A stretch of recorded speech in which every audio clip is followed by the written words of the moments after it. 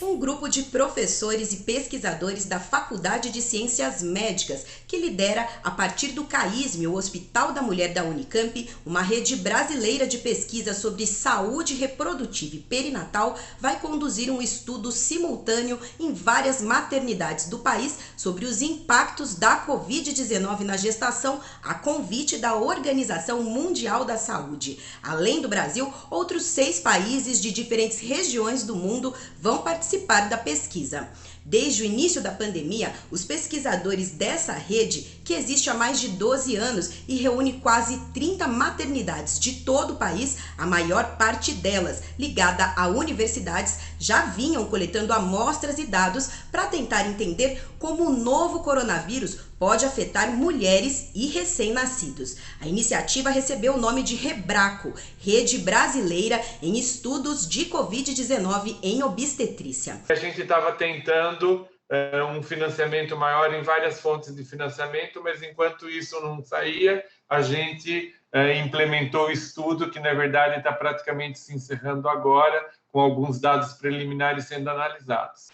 Paulatinamente, ao desenvolvimento dessa parte do projeto, a OMS convidou a gente para fazer parte de um grupo de estudo que estava desenvolvendo um protocolo genérico para ser seguido em várias partes do mundo, acompanhando uma coorte de mulheres com Covid e um grupo controle de mulheres sem Covid durante a gestação, para se ter uma ideia mais precisa e no mundo inteiro a respeito das implicações de se ter essa doença para a gestação, para os resultados maternos e perinatais. A gente participou disso até que, no final, em novembro, dezembro do ano passado, a gente foi convidado pela Organização Mundial da Saúde a implementar esse projeto que o grupo tinha desenvolvido, que era relativamente bastante parecido com aquele que a gente já vinha desenvolvendo, mas que acrescia o fato de ter um grupo de controle de mulheres sem Covid, mas que a gente sempre pensou em fazer, mas não tinha feito ainda por não disponibilidade de recursos financeiros.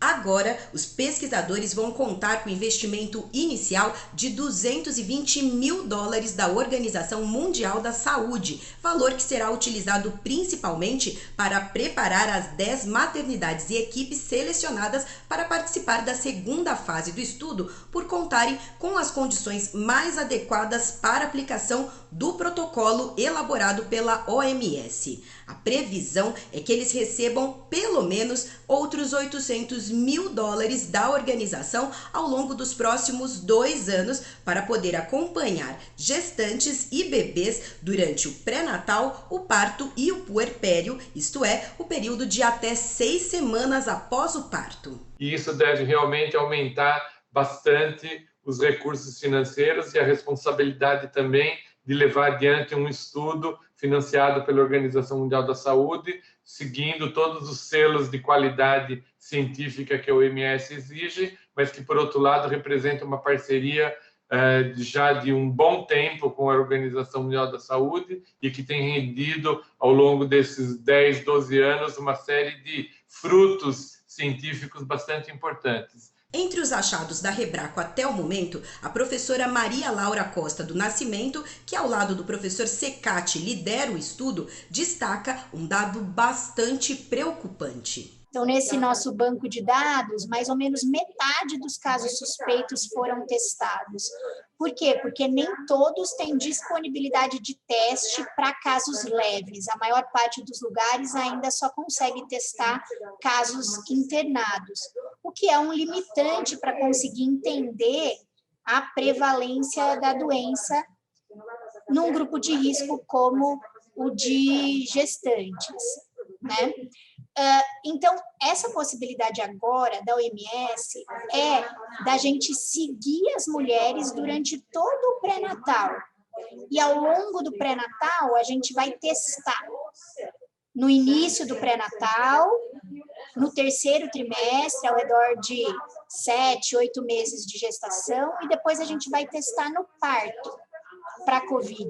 E assim a gente vai ter uma ideia de quantas pacientes são positivas quantas pacientes eram negativas e positivam ao longo da gestação. Então, essa é a oportunidade que a gente tem agora, de você seguir as mulheres mesmo antes da doença. Para você ter uma ideia, até setembro do ano passado, o CAISM foi o único hospital da rede com condições de realizar a testagem universal das mulheres internadas para parto. A testagem universal, que é testar todas as mulheres que internam para parto, seria, assim, o ideal em todos os lugares, está até escrito no manual de recomendações do Ministério da Saúde para Covid e gravidez. Infelizmente, ainda está longe de ser uma realidade. Dentre os 16 centros considerados da Rebraco, 3, agora 4, talvez, implementaram ao longo desse tempo a testagem universal e alguns só agora nos últimos meses. Talvez a gente, o CAISM, tenha sido o centro que implementou antes.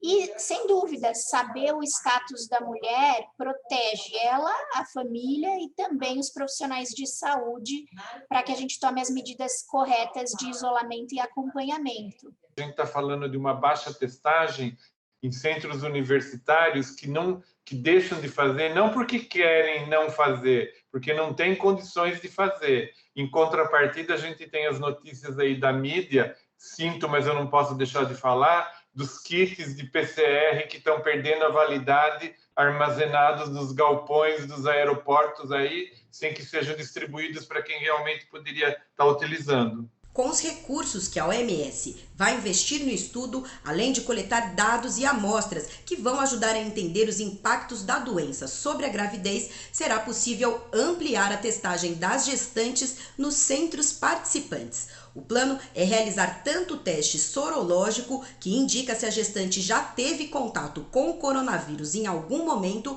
como o teste PCR, que revela a infecção ativa. Além disso, todos os casos que testarem positivo na sorologia ou no PCR vão coletar amostras no momento do parto.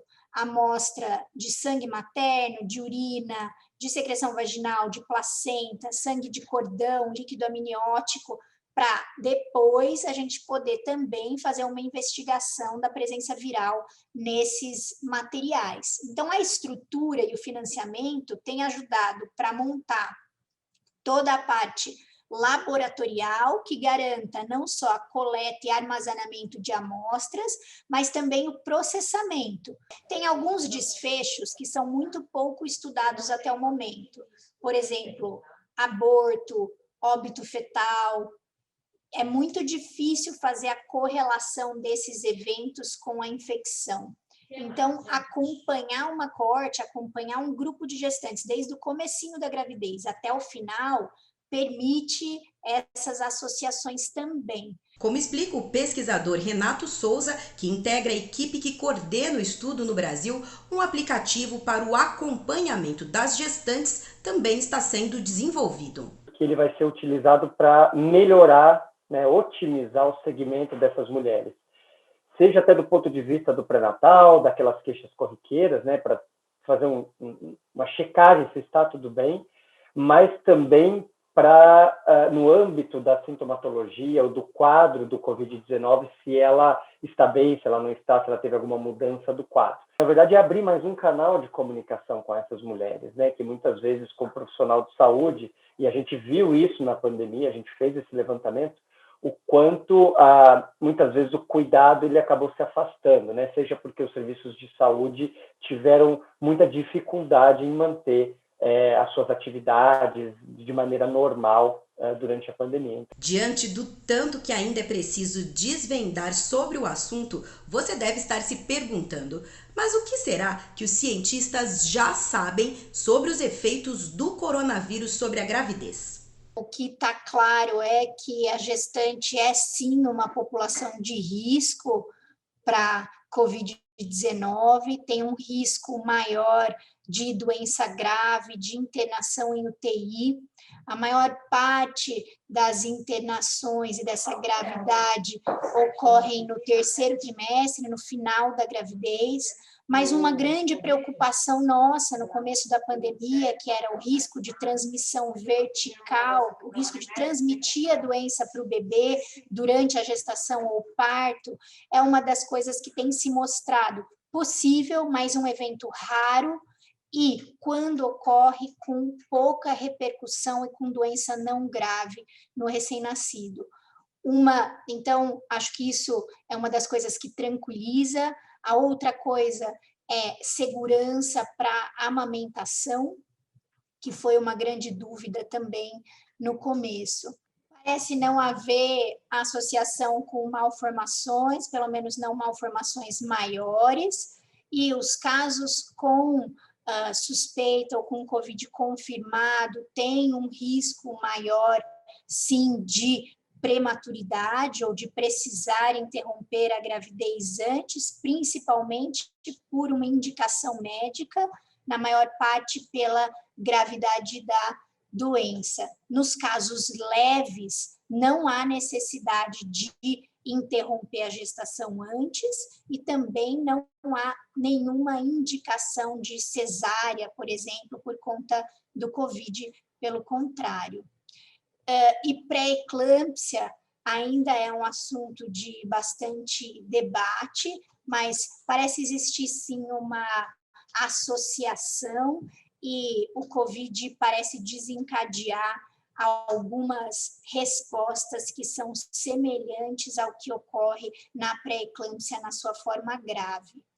Então, para as gestantes, o ideal é manter muito o cuidado e o isolamento, especialmente nos lugares onde a pandemia ainda está pior, e procurar o serviço de saúde assim que tiver sintomatologia, mesmo que não a sintomatologia clássica de falta de ar, tosse, febre ou sintoma gripal. A gente já sabe que podem haver também sintomas atípicos. É importante que essas gestantes sejam acompanhadas e, a depender da idade gestacional, que a gente acompanhe também a vitalidade do bebê.